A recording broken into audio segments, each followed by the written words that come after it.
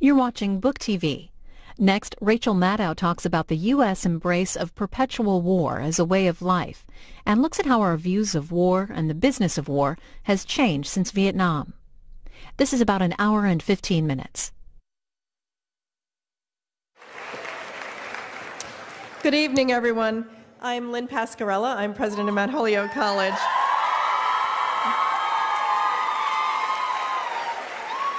It is my honor to welcome you to our campus for what I know will be an engaging evening. Rachel Maddow is known to all of us as the host of The Rachel Maddow Show, the critically acclaimed MSNBC program where Rachel takes on issues at the forefront of public discussion and private debate every day.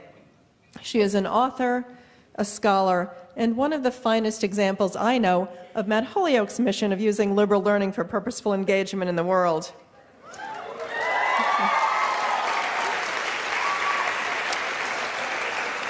Mount Holyoke has been educating women for 175 years, and I am so proud to have such an extraordinary role model on our campus this evening. Before we get to Rachel's presentation, I want to introduce my dear friend Joan Grenier from the Odyssey Bookshop, without whom this event would not be possible. So, Joan.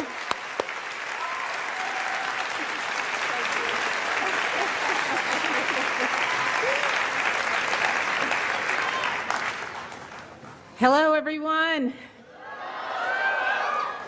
What a great night. First of all, I want to say, happy birthday, Cesar Chavez. He would be 85 years old. He would be 85 years old today, and he was very important in my political development. The Odyssey Bookshop is honored to be co-sponsoring this event with Mount Holyoke College, the Five College Women's Studies Research Center, and the Gender Studies Department. This year, okay, let's give them all a clap. This fall, the Odyssey Bookshop will be celebrating our 49th anniversary. And since you're such a captive audience, I have to tell you about some of our programs. Our First Edition Club has over 255 members around the country and several international members. We have an incredible selection committee at the Odyssey. They have an amazing record of choosing books that go on to win major prizes, including the recent selections Tiger's Wife by Taya Obrick, which won the Orange Prize, and Open City by Teju Cole, which won the Hemingway Pen Award. So once a month you would get a signed first edition. It's a great graduation present. It's a great Mother's Day present. It's just a great year-round present. We also have a gift of reading program. And this is fantastic for grandparents or aunts and uncles. And John and I are grandparents of 3 girls now. Our children's book buyer will handpick a book each month for your child. There are 4 different age groups spanning ages 2 to 18. The books are gift wrap, and it's just so much fun. I want you all to visit our website. We just have a new website, and now you can purchase ebooks from us at odysseybks.com for any device except a Kindle. Amazon is proprietary about that. So your iPads, your tablets, your iPhones, your Android smartphones, your Nooks, your Sony readers, your laptops, your desktop computers, it's all, you can do it very easily. So now we are a full-service bricks and clicks bookstore. Yeah, I kind of like that too. New books, sale books, ebooks, and over the next few months we will be greatly expanding our used book department. Lots of options for you to support your locally owned independent bookshop. We host over 120, hey, thanks. We host over 125 events a year, and I want to tell you about a couple. Carol DeSanti will be with us on Thursday, April 5th at 7 p.m. She's a Viking Penguin editor known for championing independent original women's writing, and her new book is The Unruly Passion of Eugenie R. I didn't say that. It's French, so I can't do that too well. The book is set in bordellos, salons, and streets of 19th century Paris, a different time from what Rachel will be talking about tonight, a different war, but surprisingly resonant with the issues swirling around us today, especially with regard to women. And we are delighted to be co-sponsoring that event with the Five College Women's Studies Research Center. And an incredible reception will follow that at the center with desserts to die for. On April 10th, we are hosting the launch for Mount Holyoke professor, dean of faculty, and author Christopher Bemphy. Chris will discuss his critically acclaimed new memoir, Red Brick, Black Mountain, White Clay, Reflections on Art, Family, and Survival. And that event is co-sponsored with the English department at Mount Holyoke. Quickly, on April 19th, Vijay Prasad will be with us for his new book, Arab Spring, Libyan Winter. And on the 24th, Michael Clare from Hampshire College, The Race for What's Left, the global scramble for the world's last resources. And finally, on Wednesday, April 25th, National Priorities Project, which is an organization that we love dearly. Its national headquarters is in Northampton, Massachusetts. They're printing their first book, A People's Guide to the Federal Budget, and that will be at 7 o'clock. And we share a wonderful, yes, National Priorities Project. We share a wonderful staffer with National Priorities Project, and that's Sheila, who does a lot of the social media for both organizations. And finally, I do want to mention that Sarita Gupta, Mount Holyoke class of '96 and Executive Director of Jobs with Justice, is speaking upstairs in the New York room on April 18th at 4:15. So I have quite a fondness for Jobs with Justice. There's a wonderful local organizer named John Weissman. Okay, I'm married to him. A little bit about the signing procedures. There's over 400 people who will be in line, and there's a dance in here at 11 o'clock.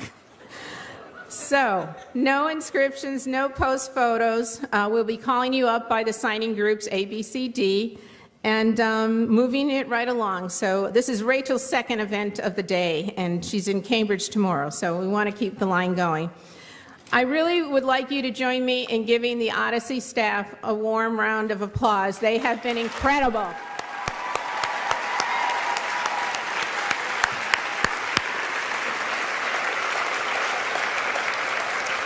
And now it is my pleasure to introduce another amazing woman, Karen Rimler, Professor of German Studies, Critical Social Thought, and Gender Studies at Mount Holyoke College, and Director of the Five College Women's Studies Research Center. Karen has worked tirelessly to bring us all together today to hear Rachel Maddow. Karen?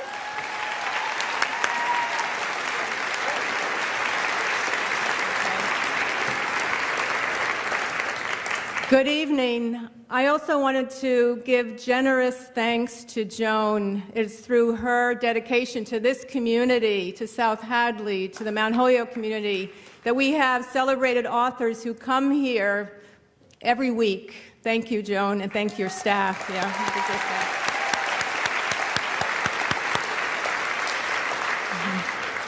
Many people work very hard to make this event happen, and I'd like to take just a minute to thank some people by name, and many of you know that we appreciate your work. I'd like to thank Elizabeth Lehman, who's the Assistant Director of the Five College Women's Studies Research Center, Bridget Barrett, the Senior Administrative Assistant, Gender Studies, Mount Holyoke College, Chris Bergbaum, who is working up there. Thank you.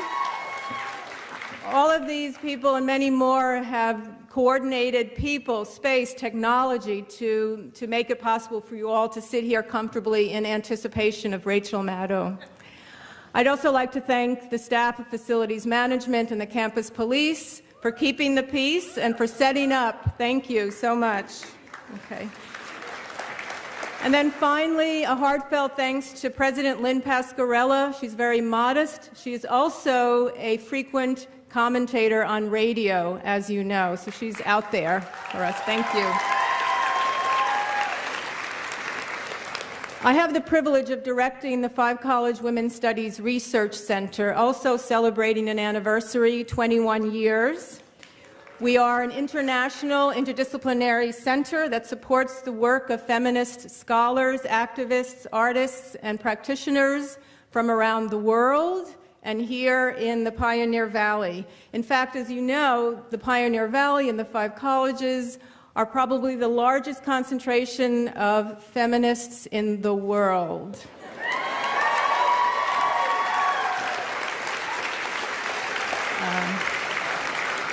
And I invite you, I'm not going to go through the whole list of events, but we have a table out in the lobby, and I invite you to pick up a flyer about some of our upcoming events in the next couple of weeks. And we are always open to the community, so I welcome all of you to join us. We are especially pleased to welcome Rachel Maddow this evening. The center is planning to launch a new initiative on women, the media, and the public sphere worldwide. And we are hoping to bring Rachel Maddow back at some point, along with other women who have worked tirelessly, rigorously around the world to bring the news to you and to comment about the politics of the day. And we hope many of you will jump into the fray and also become commentators in the public sphere, real, virtual, local, global. Okay. I have to say one word of organization. I know you're all waiting. Rachel Maddow has generously agreed to answer questions. And again, she has been working tirelessly this week. She's been on David Letterman, on Terry Gross, on Jon Stewart. So she's very, very busy. So we have set it up to have 4 mics. We have 2 mics. We'll have 2 mics on either aisle, one way up at top where all our students are sitting, and then one on the second balcony, and I will moderate the question and answer, and we will take turns. We'll go one mic to the other. So be prepared to line up after Rachel speaks. Rachel Maddow is no stranger here. In fact, she's a lot of your neighbor. A lot of you have her as her neighbor. She also started her first radio gig down the road in Holyoke, Massachusetts, as many of you know. And as President Pasquarella mentioned, she is a brilliant scholar. She has a degree from Stanford University, Oxford University.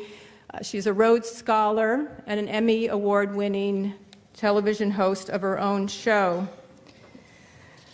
I have read her book, Drift, The Unmooring of American Military Power, and I recommend it to you. I've been recommending it to everyone, including the Marines that I know. I think they actually confirm a lot of what's in the book so far. She argues that the military, the U.S. military, has become so private that many Americans stay out of the whole process of going to war altogether. She reminds us of unexpected connections, say, between the cost of daycare for toddlers of military parents and a bird called the Hubara bustard hunted in Balochistan, Pakistan.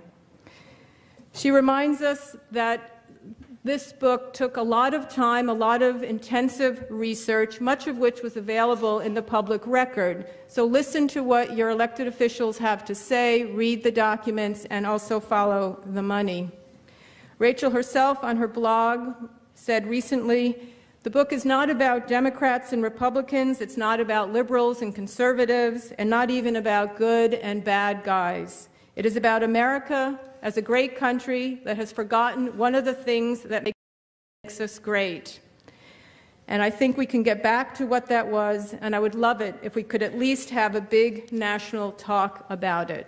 So Rachel Maddow is here to continue that big national and I would say international talk about it. So welcome, please, Rachel Maddow.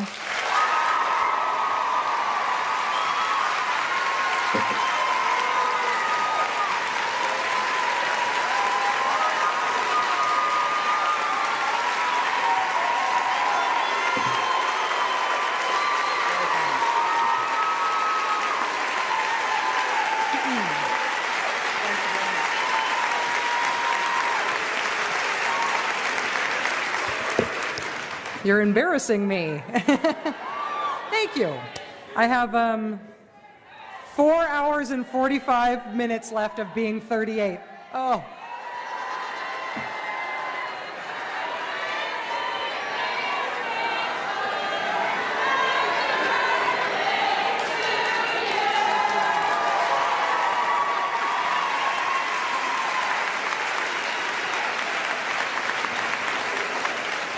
Thank you very much.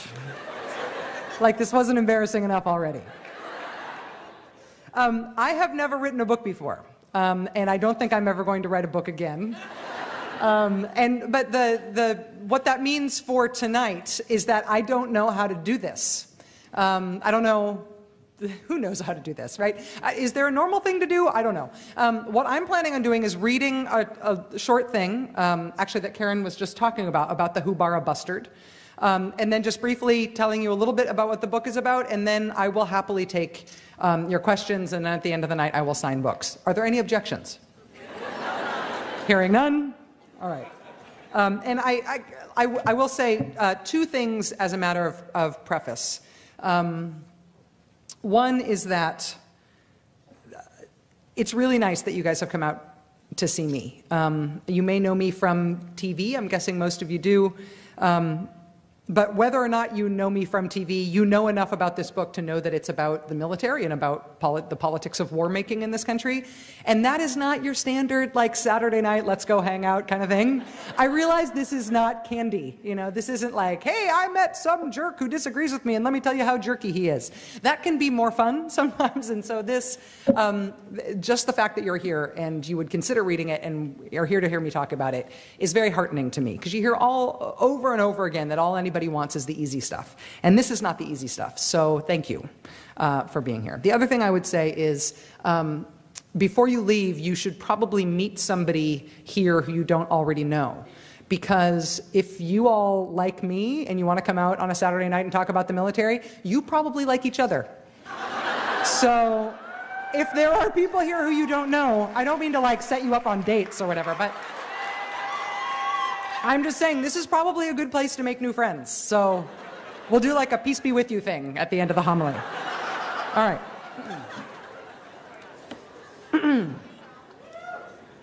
The Hubara bustard is not a particularly large or regal bird. It looks a little like what you might get if you bred a common pheasant with an ostrich, like a miniature ostrich with a shorter neck and legs. Or maybe it's like a pheasant on steroids with a stretched neck and sprinter's legs and a much more impressive wingspan. But the little fella, the Hubara bustard, has recently provided crucial assistance in making America's war in Afghanistan and its spillover in Pakistan the longest-running military hot show in our nation's history. In May 2011, Pakistan got its nose out of joint when U.S. Special Forces sprung a surprise mission on a compound in Abbottabad and offed the most infamous terrorist on the planet without giving a heads up to the host government. The Pakistani military and intelligence service found itself having to explain how the target, Osama bin Laden, could have been living in tranquility just a few miles down the road from Pakistan's most important military academy, in a neighborhood crawling with current and retired military officers. Was Pakistani intelligence that incompetent, or were they protecting bin Laden? And then they had to explain how a U.S. strike force and its very large helicopters could fly into Abbottabad, spend nearly an hour on the ground, and then leave the country with bin Laden's carcass in tow without being detected, let alone stopped. While President Obama and the rest of America took a celebratory victory lap, the Pakistanis found the entire episode hugely shaming. But not so much on the bin Laden in our backyard count. They really focused on the lack of respect accorded their own nation by the United States. Quote, American troops coming across the border and taking action in one of our towns is not acceptable to the people of Pakistan, said former President Pervez Musharraf the day after the raid. It is a violation of our sovereignty. The Pakistani parliament called the country's military and intelligence chieftains into a rare and marathon closed-door session, where the generals did have a spot of trouble in covering their respective lapses, but they did deftly deflect much of the civilians' ire. The United States, they reminded everyone, was the real bad guy here. The generals had little trouble encouraging Parliament to formally demand that henceforth the United States would ensure that Pakistan's national interests were fully respected. Ally schmally. The Pakistani people deserve some respect. To add some bite to this declaration of sovereignty, the generals suggested a good first step would be forcing the U.S. to shut down the secret program the CIA had been running out of an airbase in a remote corner of Pakistan called Baluchistan. Unfortunately, in publicizing their demand that the CIA leave that airbase, The generals also revealed to surprised Pakistani legislators that the CIA had been using that airbase. This was cause for an uproar in Parliament. But the fact that the CIA had been flying armed drones out of the airfield known as Shamsi came as much less of a surprise to the citizens of the areas those drones were targeting, the tribal regions. The CIA's rather dumpy-looking, high-tech, unmanned aircraft had been used mainly for surveillance in the early stages of the war in Afghanistan, but they could also be armed with Hellfire missiles. Very occasionally, from 2004 to 2007, and more frequently in 2008, the George W. Bush administration had used drones to launch airborne attacks on suspected terrorists in Pakistan. When the Obama administration took over in 2009, the number of drone attacks spiked. The next year, the 2009 numbers more than doubled. The Obama administration refused, as a matter of policy, to officially acknowledge the CIA's drone attacks. But in the days following a big get, they announced that some key al-Qaeda or Haqqani network leader was killed, as if the event were an act of providence, or like a rainbow, a remarkable atmospheric happening. These drone attacks had become the centerpiece of Obama's recalibration of America's global war on terror, even if we didn't call it that anymore. The Obama administration had no intention of pulling up stakes in Shamsi. Quote, "That base is neither vacated nor being vacated," was the anonymous but official word from Washington. It was a Mexican standoff in Baluchistan. Here's where the Hubara bustard provided a little wiggle room in what was otherwise sort of a naughty situation. Naughty with a K, not naughty with a G. You forget about, you forget about homonyms when you're reading out loud. Well, that's weird. Anyway, this tiny forgotten strip of land that held the airbase in Shamsi, it turned out it did not actually belong to Pakistan. It had been quietly signed over to the United Arab Emirates 20 years earlier in a sign of friendship between the two countries. You see, Baluchistan, aside from being full of spectacular Garden of Eden natural wonders, and it is supposed to be among the most beautiful places on earth, aside from that, though, Baluchistan is among the few wintering grounds of the Hubara bustard. And the Hubara bustard is a bird held in high esteem among hunters from the United Arab Emirates and Saudi Arabia and Qatar. Falconry is, of course, the sport of Arab kings. And the poor bustard had long been the preferred prey for falconers. So Emirati royalty were frankly really pleased to have this special foothold in Baluchistan. And right away they built themselves a sizable landing strip, so they could get easy access to this surprisingly sought-after remote corner of the world. Quote, "The sheiks tell me it is the ultimate challenge for the falcon," a chieftain in Baluchistan told the writer for The New Yorker named Mary Ann Weaver back around the time that the Emiratis built that Shamsi airstrip. Quote, "The falcon is the fastest bird on earth. And the Hubara bustard is also fast, both on the ground and in the air. It also is a clever, wary bird with a number of tricks. Among these tricks, this is my single favorite part of the book. It's really gross. Among these tricks, the chieftain continued, is an ability to inkjet a dark green slime violently from its vent." You know what the vent is on a bird, right? To inkjet a dark green slime violently from its vent. Its force is so strong that it can spread for 3 feet, and it can temporarily blind the falcon or glue the falcon's feathers together, making it unable to fly.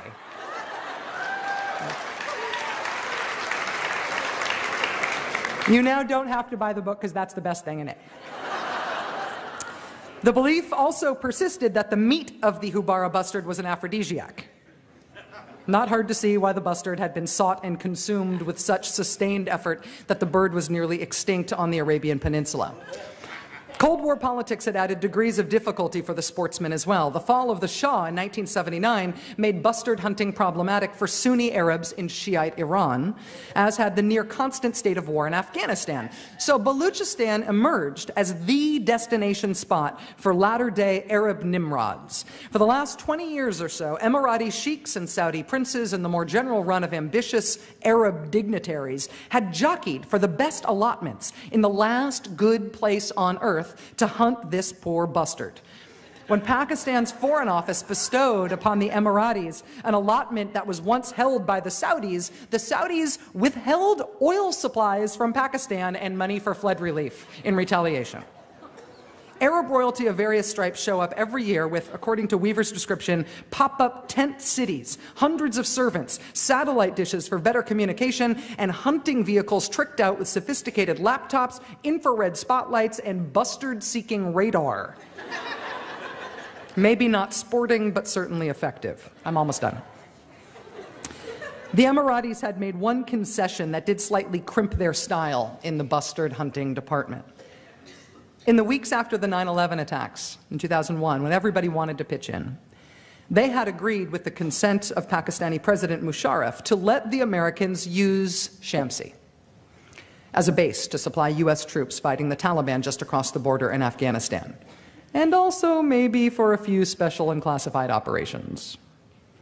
In the 10 years that followed, as the CIA and its many private contractors began operating lethal attack drones out of Shamsi, the remote top-secret base remained off-limits to Pakistan's own Air Force. So when the bleep hit the fan, when the slime hit the falcon, in the aftermath of the bin Laden raid, thanks to the Hubara bustard, everybody had an out. The United States could make it plain that the CIA was not vacating Shamsi, and Pakistan could still save face. Pakistani government officials could say, and they did, hey, we just checked our land records, and it turns out this little strip of Baluchistan is not, legally speaking, Pakistan-controlled territory after all. We gave it to the Emiratis for bustard hunting. So sorry, but there's nothing we can do to stop this part of America's secret drone war operating out of Shamsi. But we do condemn it in the strongest possible language. The United Arab Emirates, meanwhile, went on record saying they had only built the airstrip. Emirati sheiks and others used it for, they said, recreational purposes. What recreation the CIA was pursuing there, the Emiratis couldn't say. Shamsi, they assured the world, was never operated or controlled by the United Arab Emirates.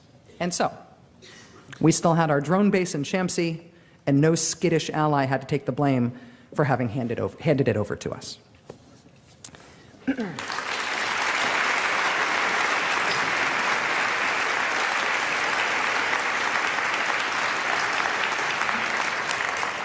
So that's a little bit of how the book goes. That is the best part. Just not the whole section, but like that part about the slime, I think is the best. I am not an expert on the military. I am not an expert on war. My gig is politics. That's what I have pursued as an activist and what I studied as an academic and what I bloviate about on television. And this book is a book about politics. It is about the politics of going to war and the politics of not going to war and the politics of ending wars that we are in. The consternation over the Vietnam War led to a multi-front effort to make sure that we did not end up in a mess like that again. The Congress passed a War Powers Act, which reasserted that presidents can't just take us into big wars on their own say-so. Congress having sole constitutional authority to declare war means that they've got to not just be told, but be asked about war. Congress is the body that gets to decide. Congress, aside from the War Powers Act, also after Vietnam, got up on its hind legs, as they say, actually as only I say, and exerted simply a more muscular attitude toward matters of national security. Gerald Ford wanted to essentially re-engage with Vietnam after we had left in a way that many members of Congress believed would get us started into that war again. And Congress stopped him from doing it. He was set on doing it. He thought it was the right thing to do for the country. And Congress, members of Congress, Democrat and Republican, said no. And when he and the Congress had a very, very serious confrontation over it, one that horrified Gerald Ford, he thought that Congress was way overstepping his bounds. They went so far as to tell him that they would use the appropriations process. They would withhold dollars to stop him from doing what he wanted to do.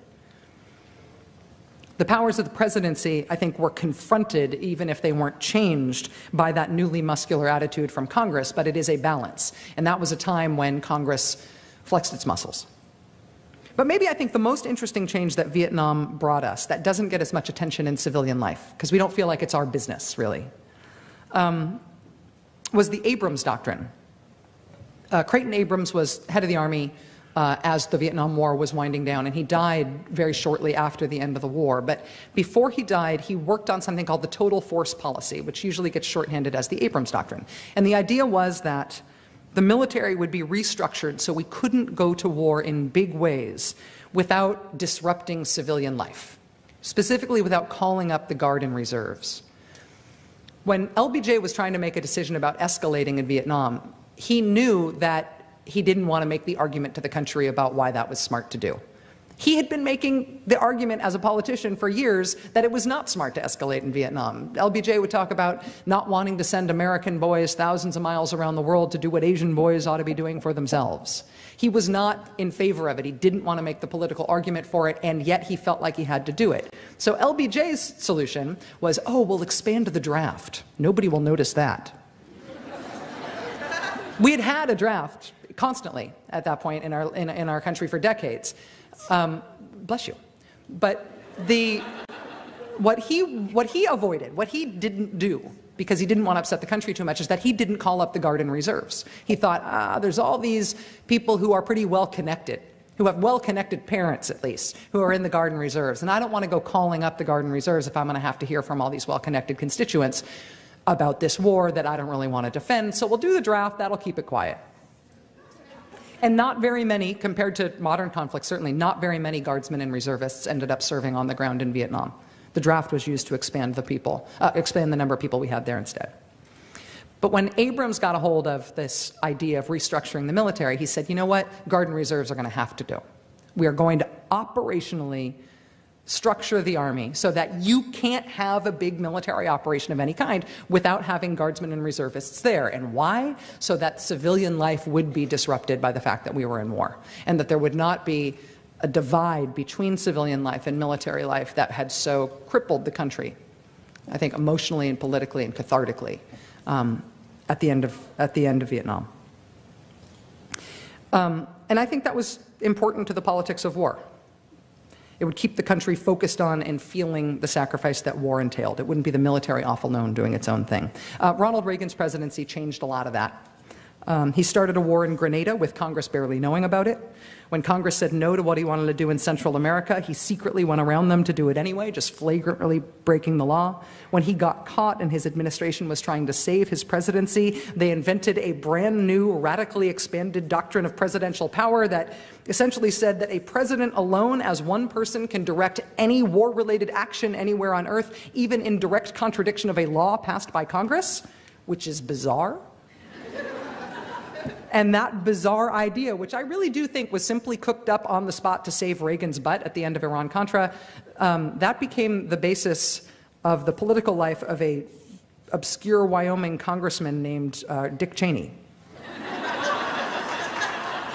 And that became unexpectedly important years later, when Congress's previous muscularity on issues of war and not war actually went all flabby. And then Dick Cheney, as White House Chief of Staff and then later as Defense Secretary, he came up with something that was essentially the cure to the Abrams Doctrine. Instead of making sure that the manpower needs of the military engaged the whole country whenever we went to war, he restructured the thing so that the manpower needs of the military would be met as quietly as possible, with as little civilian upset as possible. Those manpower needs would be met in part for profit, privately. The Clinton-Gore administration was delighted to embrace and expand on that Cheney project. It made it much easier for them, for example, when they needed to get around their own political constraints to use force in the Balkans. And so this book is not about the merits of any individual war. The Congress waxes and wanes, in its interest in constraining and overseeing and directing matters of war, even though the Constitution does put them in charge of it. The president's new expanded powers that treat the U.S. military essentially as one man's personal army, those powers have grown and grown. The military itself has become more and more hived off, cleaved from civilian life. The national security budget keeps growing and becoming more and more impenetrable. More and more gets declared secret. The politics get more and more muted. The wars get longer and longer. And our sense that something is wrong gets deeper. I feel both for the guy who's putting the magnetic yellow ribbon on the back of his SUV and the person, in the bike lane next to them cursing that dumb magnetic yellow ribbon on the back of your SUV. That's self-defeating and impotent. I feel for both of those things because I actually think they come from the same place. They come from a sense that we are a country that has not gone to war. We sent a military to war and they went without us. And I think that people feel that on the left and on the right, and I think people feel that who have no politics at all. We barely noticed when the Iraq War ended. After 8.5 years, more than 4,000 Americans killed, even if you only care about the Americans killed and not the Iraqis killed. After all of that time, when it ended, when did it end? December. It was a ho-hum shrug from the civilian population. I mean, St. Louis threw a parade, but New York didn't. These are changes that I think have happened over a relatively short period of time. I do not think there was a conspiracy here, although I love hearing conspiracy theories because I find them very entertaining. I think essentially we had a series of understandable decisions made by people looking at short-term political necessity. I see something that I think we ought to do for national security purposes, but the price tag is going to sound way too high for people. Let's tell them it's free. Let's give them a tax cut, tell them it's free, and hope that they don't notice when their grandkids have to pay for it. I want to deploy a large number of Americans, but I don't really want to have to answer for how many Americans I am deploying. Let's have some of them be working for private companies, because then not only do we not have to answer for how much we're paying them, we don't have to answer for what the lines of accountability are when they do something wrong, and if they die or get hurt, nobody will ever know. I think I want to do something for national security, but the Congress has passed a law against it. I'm going to assert that I am above that law. I'd like to wage a war in, I don't know, say Pakistan. But I don't want to get around the political constraints that are between me and a war in Pakistan. So I will wage one in secret and not answer when asked about it. I don't think all of those decisions happened all at once. I think they happened over a relatively short period of time, though, and I think it was all about trying to get around these annoying constraints, keeping us from waging wars we wanted to wage, and keeping us from using the military in ways that we wanted to use it. And those annoying constraints are some of the best things we inherited from the Founding Fathers. Those annoying constraints are there for a reason. The Constitution is structured to put 535 squabbling members of Congress in charge of whether or not to declare war, because a squabble among 535 members of Congress about something that important is due to be loud and take a long time and be a pain, and it will engage us all, and that was the point. If they wanted it to be easy to go to war, they would have given war-making power to the president, and they emphatically did not. And they talked about it at the time, and we can read their letters about it. So again, this is not about the merits of any one war. I think we have cut away from the mooring that we got from our Constitution to make us not too warlike as a country, not to make us a pacifist country, and I'm not a pacifist, and I know that I have a lot of respect for pacifism as a way of life and a way of thinking about these things. It's not my point of view. I believe that sometimes wars are necessary. I want us to have an excellent military. But I do believe that the Constitution structured us to be a deliberately peaceable nation, where peacetime is our default and war is the aberration, and that's been flipped.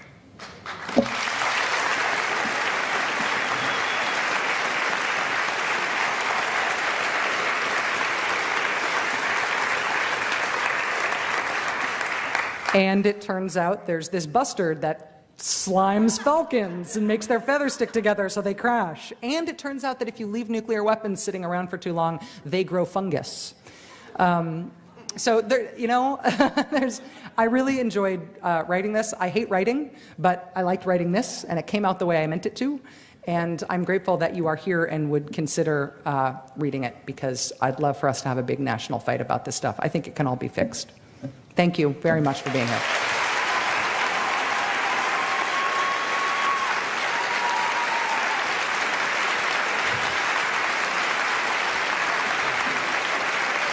No, you can stand there. Thank you so much. Okay. Yeah, we didn't rehearse this, so we're not sure where we're standing, but we both have mics. Dance. Okay, contra. Okay, we have time for a few questions, and as I said previously, we're going to start up in the balcony, and I already see someone standing ready to go. Go ahead and ask your... Okay.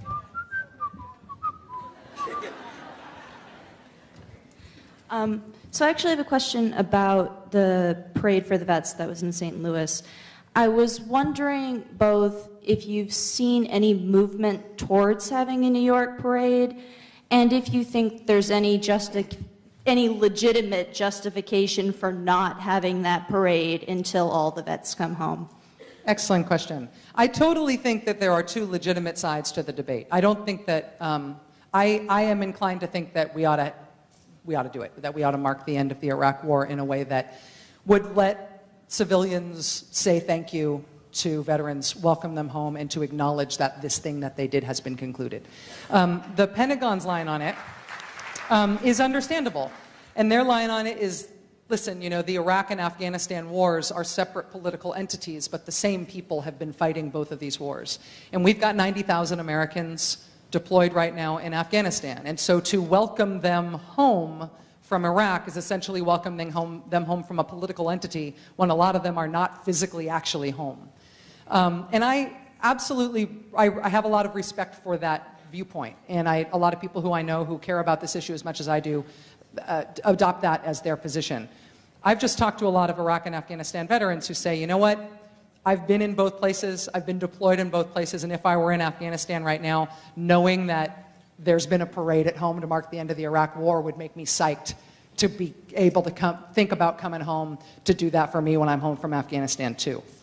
So, you know, I don't think this is an issue where you're wrong if you're on one side or you're right if you're on the other. I would love to debate it. I think it's weird that the Pentagon wants there to be it says that they support there being parades in every other country, every other city in the country, but not in New York. Christine Quinn, who's the head of the city council in New York, and a few of the city councilors there still want to do it. Iraq and Afghanistan Veterans of America support the idea. The Pentagon's advising against it, but they don't probably get the last word on this. So I think it's still sort of an open question. But thank you. So we have a question in the second balcony. This one? Yes. Okay. Yeah. Rachel, I read and really enjoyed your book, but one of the premises of your book is the demise of the citizen soldier after Vietnam. And you discuss several reasons in Vietnam for that, but one you don't discuss is the fact that a significant portion of those civilian soldiers in Vietnam revolted, mutinied against their army, killed their soldiers, killed their officers when they resisted it. And this scared the shit out of the army. And ever since that incident, they have eliminated the civilian soldier.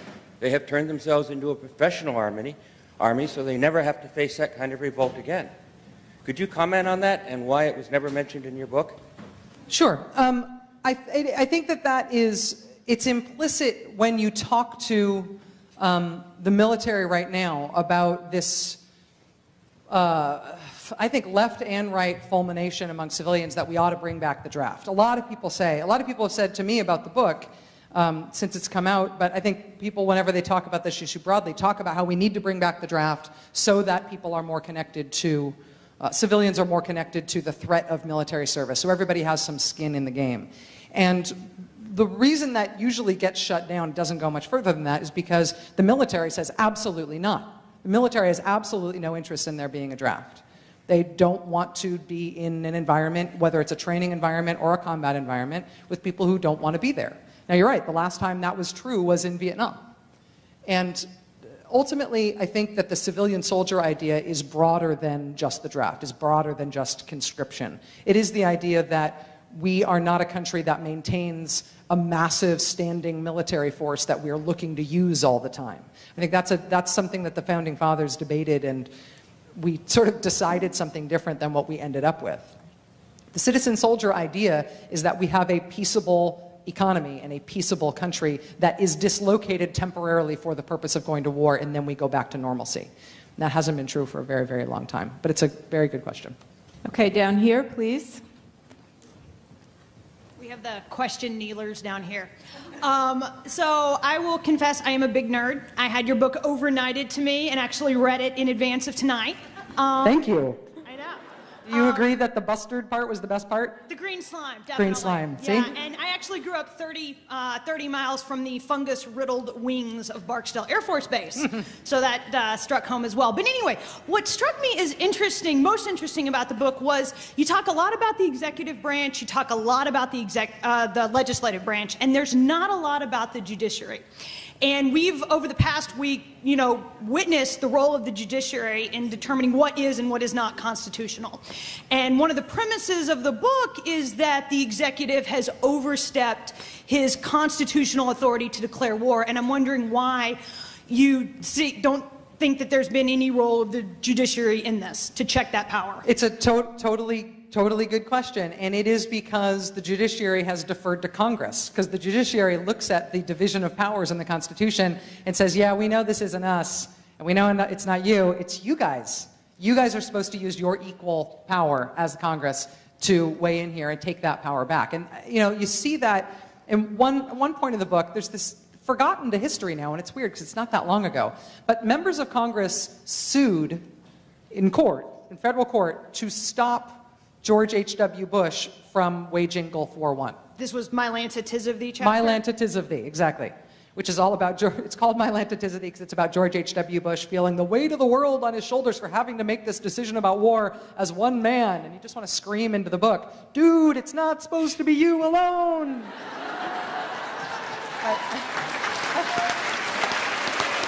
But some members of Congress were yelling that at him and actually decided to seek a federal court injunction to stop the war. Right.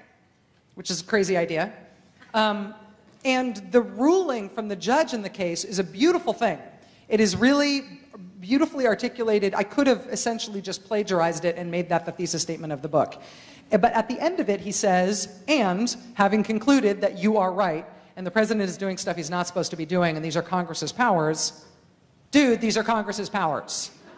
I, as a judge, can't stop him from doing anything. You, as Congress, have the power to stop him. But it can't just be this dozen members of Congress, however many people it was, a small group, suing to do it. You actually have to take action as Congress, which means you have to act by majority vote within yourself as an institution to stop the president from doing this thing. Do your job. And it's a bucket of cold water. But it's true that, I don't expect any president, no matter, you could reincarnate Jesus and elect President Jesus, and maybe that would work. But aside from President Jesus, I don't expect that any president would give back power that the executive branch had accrued through the precedent of the actions of previous presidents. Nobody gives away power. If you're president, you think you've got the country's best interest at heart, and you're stymied all the time by other people in politics who don't want the best things for the country. You're not going to give away power to get something done if you believe that you're doing what's right and other people are stopping you. Presidents don't give power away. It's like an aged rubber band that only stretches one direction. Congress has to take that power back. And Congress has to do it on their own behalf. And we don't have much faith in Congress to do anything right now. To do something that big maybe seems like pie in the sky, but that's what needs to happen, I think. Okay. Thank you. Allie.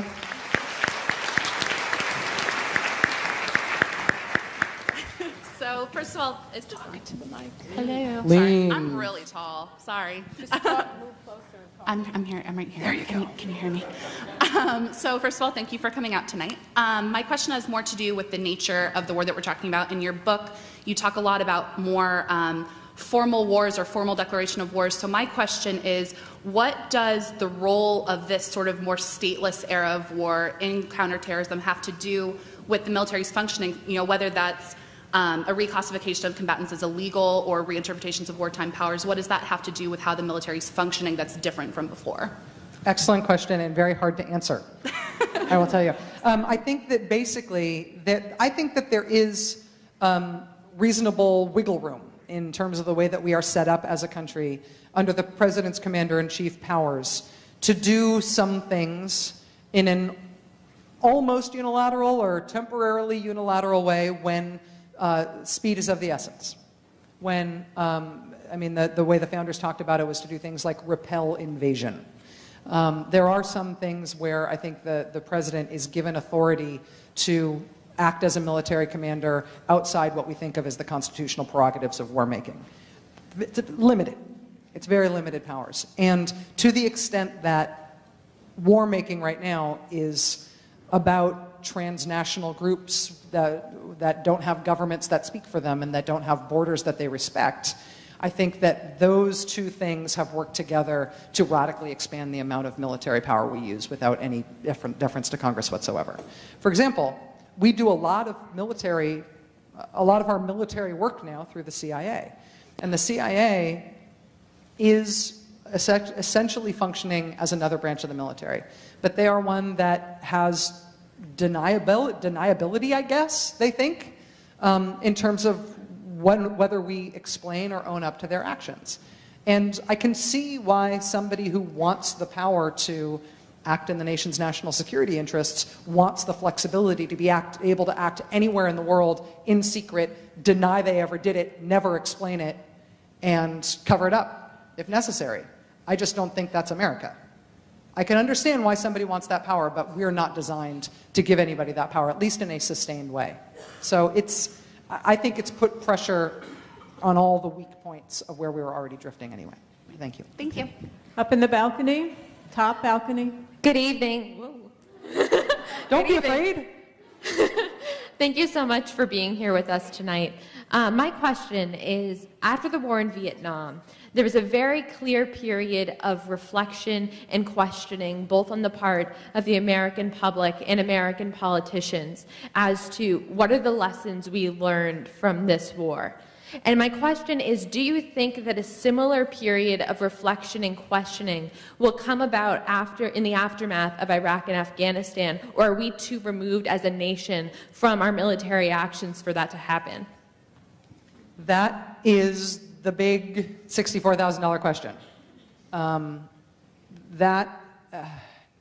When I was on the Daily Show this week, and that was Jon Stewart's question. He said, I see all these things that you are implicitly praising after Vietnam happened after the national upheaval that was Vietnam. Do we need something that big again in order to assert, for example, Congress's power over these things, in order to make the kinds of changes that you say? And I think it's arguable. I mean, to have fought not only the longest war in American history, but alongside that, to have fought another 8.5-year long in Iraq, concurrent with the longest war in American history, and to have had only 1% of the population fighting those wars, and for them to be completely unpaid for, and for the civilian population to be continuously granting itself multi-trillion-dollar tax cuts over the course of those wars. When you put all those things together, I think you are approaching unsustainable crisis, just in terms of how we think of ourselves as a country.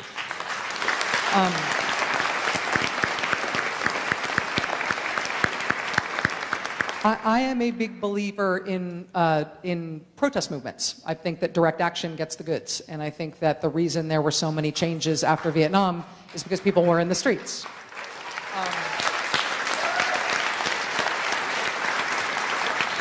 I don't foresee that happening on this issue now because we are inured to the fact that these wars are happening in our name, because it feels like it's something separate, because we don't even notice when Iraq ends. I don't foresee that kind of mass social movement, but we also have a situation in which there's no partisan affiliation in terms of how people feel about these things.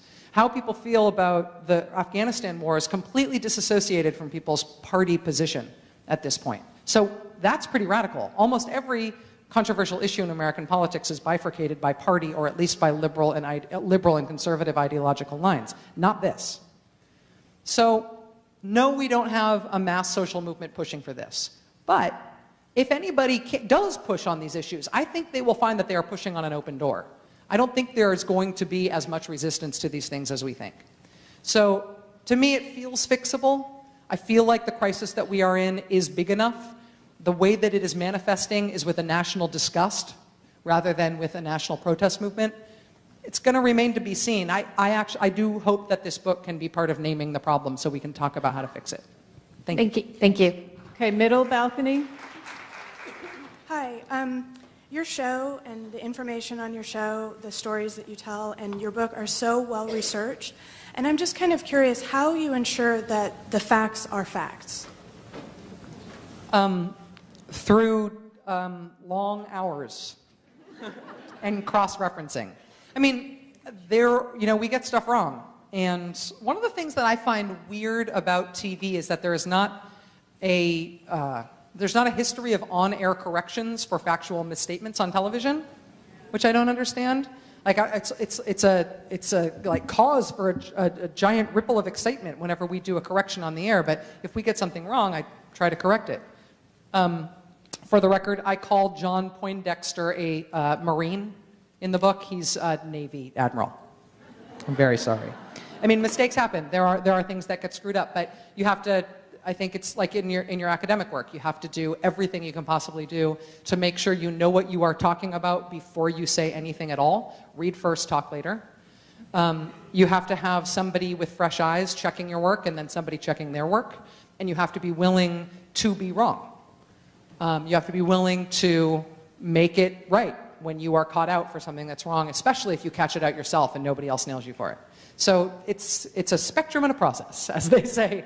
There's no magic bullet. You just have to work really hard at it and care about it. Thank you. Okay, go ahead, over here. Congratulations on the Steinbeck Award. Oh, thank you. In your interview there, you were talking about how the Republicans are willing to lose battles in order to win the war. And you just said that this is sort of a door to be pushed on. Do you think that that's a good way for liberals to bring the discussion back to the center and perhaps move in a more progressive fashion to open that door of conversation? And what do you think are some steps that we can take to bring the country back toward the left? It's a good question, and I don't think I know the answer to it. I mean, the basic problem in left versus right politics is that and you know this, I can tell in the premise of, it's implicit in the premise of your question, but basically my idea is that on the right, you've got the conservative movement, which is well-funded, well-organized, thinking generationally, knows exactly where it's going and knows exactly how it's going to get there and has almost infinite resources to do it. And then you've got the Republican Party, which is kind of not that awesome. Just, I mean, not like... I don't mean Republicans aren't that awesome. I mean, like, the Republican Party is not a very good organization. They're not very good at what they do. They're not as good at what they do, actually, as the Democratic Party is. But they're, no, I don't, if you are applauding because you're a Democrat and you like the compliment, okay. But what I don't mean Democrats good, Republicans bad. I mean Democrats good at running a political party, Republicans bad at running a political party. It doesn't, they're not good at the basic stuff you need to do in order to be organized, but they don't need to be, because there's the conservative movement. And so they just hook themselves onto the conservative movement and they do what they're told. And if it sometimes means they have to lose elections in the short run because they are advocating against contraception or something in 2012, the conservative movement doesn't care about the Republicans' short-term electoral interests because they've got their eyes on generational change. And so because of that, that's why you get this phenomenon on the right that you don't get on the left. Democratic politics have essentially been the same for most of my adult life. The policy positions have not changed.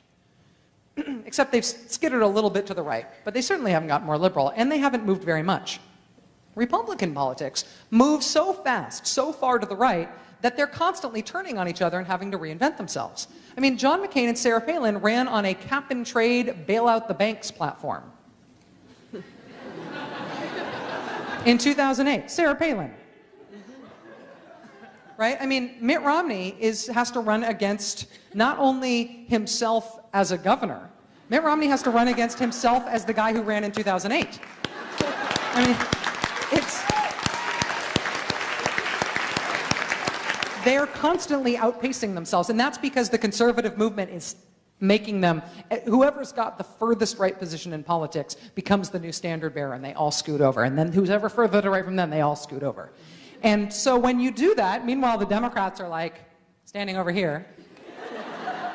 So, but if these Democrats are standing here, we're kind of fighting amongst ourselves. Interest group. How much do we care about union? Is it okay that the Senate Majority Leader is I don't know. That's the Democrats. And Republicans are over here, and they're like looking to the right. And as you do that, Democrats, whenever they have to compete in general election terms with the Republicans, are constantly scooching over here to try to be sort of centrist seeming. And that means that the center moves to the right. Which means that there are Republicans who fall off that rightward edge all the time.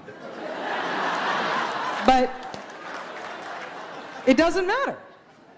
It doesn't matter to the conservative movement in the long run. They don't care about short-term election cycle politics.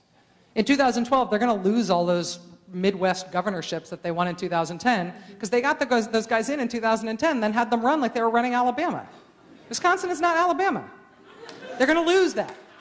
And that dynamic doesn't exist on the left. There's nobody who's pulling the Democratic Party to the left. So, how do progressives pull the Democratic Party to the left? Discuss.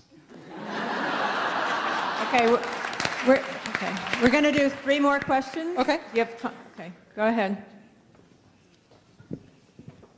Thank you for the work that you do, logging those long hours to increase the amount of useful information that we have to work with. Thank you.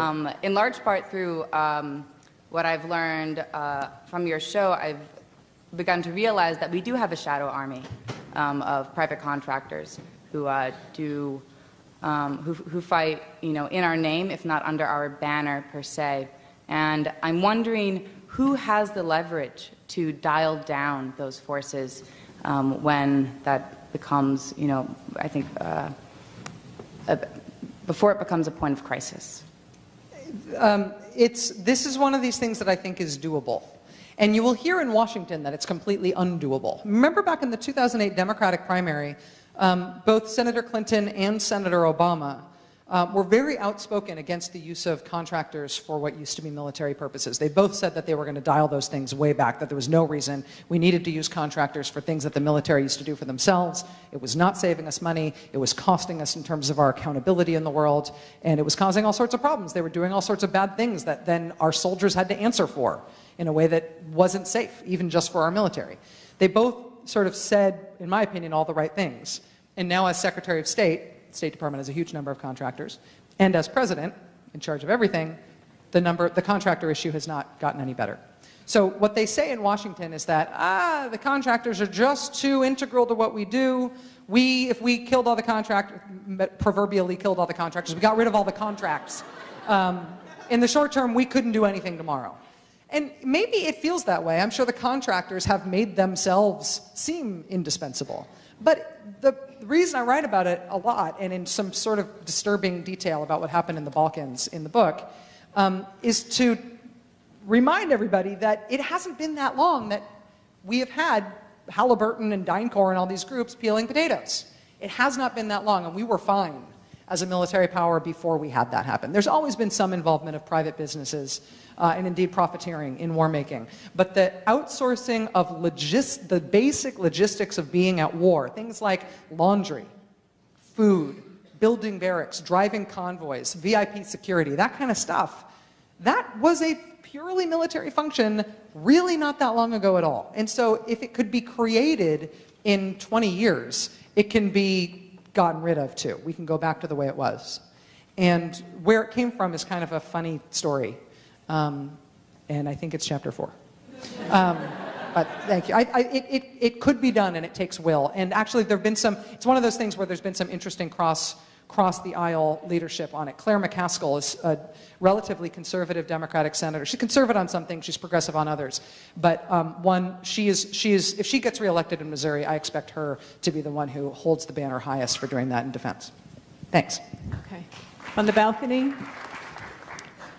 Good evening, Rachel. I've been watching your show since the 2008 electoral season, so it's an honor to finally see you speak in person. Thank you.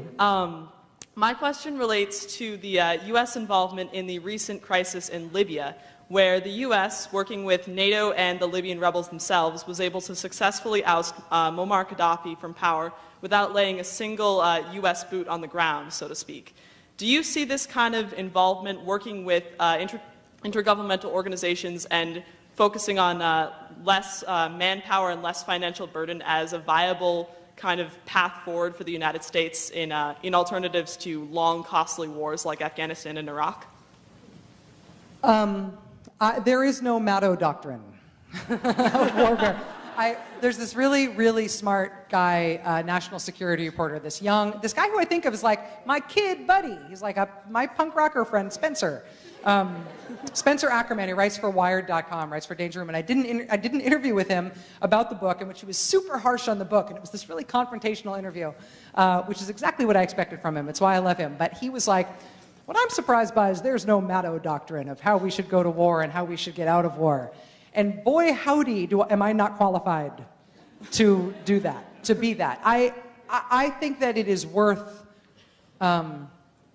really, in a non-ad hominem, in a substantive, non-partisan way, engaging with what is essentially Barack Obama's way of waging war in the world. And he is a multilateralist for some things. He is happy to wage secret war in a greatly expanded way all over the world in a way that he does not have to answer for because it's secret. That's the beauty of it for politicians. But when it comes to interventions that are not secret, that are overt, he is absolutely a multilateralist. And that was typified by what happened in Libya. And I mean, that is a form of exerting American power, using the fact that we have a military that we spend as much money on as the rest of the world's militaries combined, to advance international interest and foster international cooperation on national security matters. We would not have gone to Libya had the Arab League not said, go to Libya. And similarly, with the Arab League not saying, with the Arab League in a very different situation on Syria, I think that's part of the reason that they've taken a very different approach to Syria. So you are constrained by the fact that you are checking in with everybody else who you see as being on the same side of you on an issue. You can, in a sense, intervene less. On the other hand, maybe you can intervene more, because if you've got an international coalition, everything looks legit.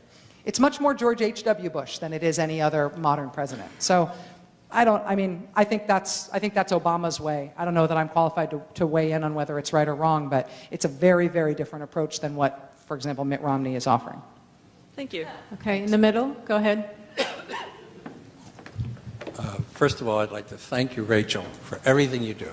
I think if there were more Rachel Maddows, the country would be a lot better off.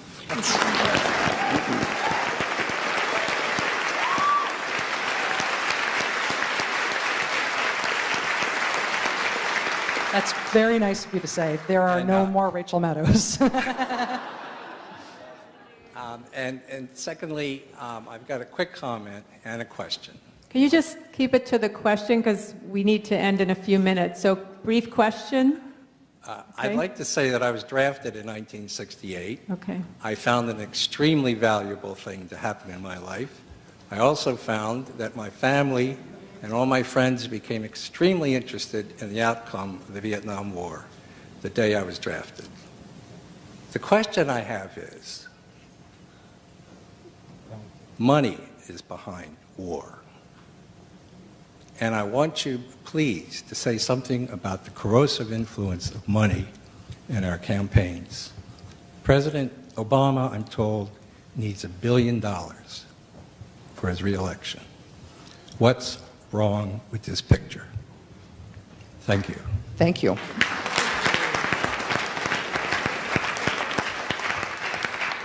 And this year, do we feel any differently about the idea that however many hundreds of billions of dollars are going to be spent on each side, that some hundreds of those billions will be spent by money that we can trace to nowhere?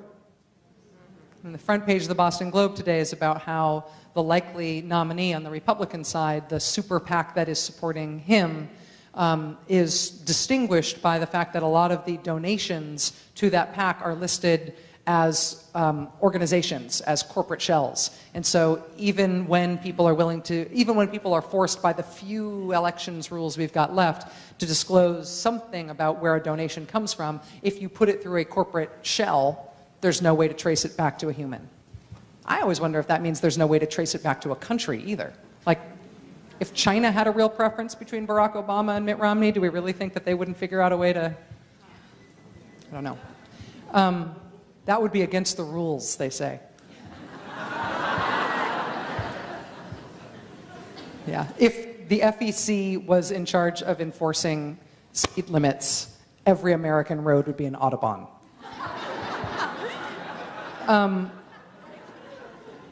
The corrosive power of money is as old as politics itself, but we have gone through in a series of 4 or 5 Supreme Court decisions that have gutted what remained of American election law.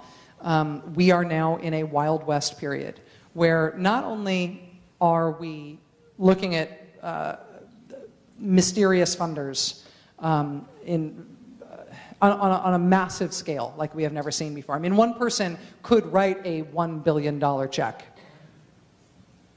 and to fund somebody's campaign, right?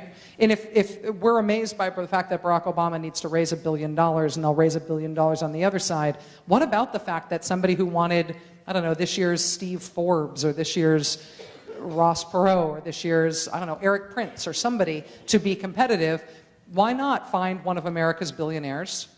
Say you're one of these guys who's worth $7 or $8 billion, writes a $1 billion check. Okay, now it's a 3-way race.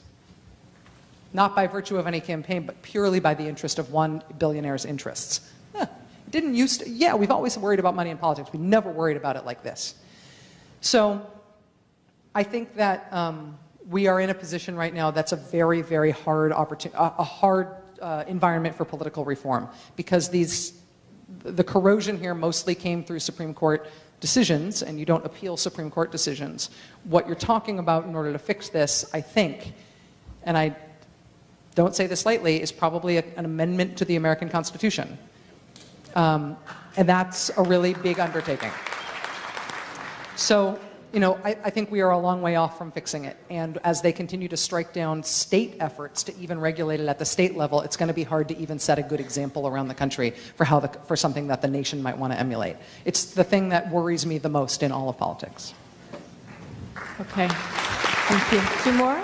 Sure. Okay. We keep adding questions. 2 more brief questions. Do you have a question? Yeah. Okay, go ahead. Brief. Hi. To what extent has the U.S. government changed its concept of what constitutes a threat? I know you go further back in your book than the global war on terrorism, but in announcing this, the Bush administration effectively waged war on a type of war, on a tactic propagated by, a scattered, covert enemy. And so I guess my question is, to what extent has the unmooring of the locus of a sustained military threat actually further enabled the unmooring of the military itself? I see it more as a symptom than a cause, I think. I mean, I should say, remember it was the war on terrorism, and then it became the war on terror. So we went from it being a war on a tactic to being the war on a bad feeling, right? Which was, can you get any more like, war on ew, right? Like, so it was, but by the vagueness of what we were having a war on should have been a sign to us that there was something wrong. And I think was a sign that there was something wrong. I think people are creeped out that we have a Department of Homeland Security. Since when does America have a homeland? I mean, right? It's creepy. It's a creepy word. Like, we don't think of ourselves that way. The same idea of a war on terror seems like a deliberately vague thing designed to encompass all sorts of things that wouldn't otherwise be justified if you didn't call them a war. But when you don't have to win the argument, your argument can suck. When you don't have to engage in a rigorous debate that if you lose that debate, you will not get your way, your arguments can be flabby. And you can point at, the way I write about I won't go back into the founder stuff, but you can identify anything as being worthy of this war moniker that you give it, which can justify massive international expense. So I think that when a president can decide alone what it is that we are waging war on, when there is no price tag put on it. Remember that, all the post 9/11 war funding was not factored into the budget. It was all emergency supplementals. Like, oh, look, every 6 months. Oh, the war's still on. Whoa, the war's still on. Whoa, it's like a fish going around a goldfish bowl. Look, a castle. Look, a castle. Look, a castle. And it's like, it's not, it's, when you do not have to explain yourself to the public because it's secret, when you do not have to win the debate in Congress because the debate doesn't happen in Congress, when you do not have to justify the funding because nobody knows how much it's costing, your arguments can be incredibly vague, and you can call anything worthy of war. You can pick out a transnational terrorist organization, you can pick a country that has no connection to terrorism and say that it does. When you don't have to have good debates, you don't have to have good arguments, and that's why I want us to have good debates. Thank you. Okay, last question.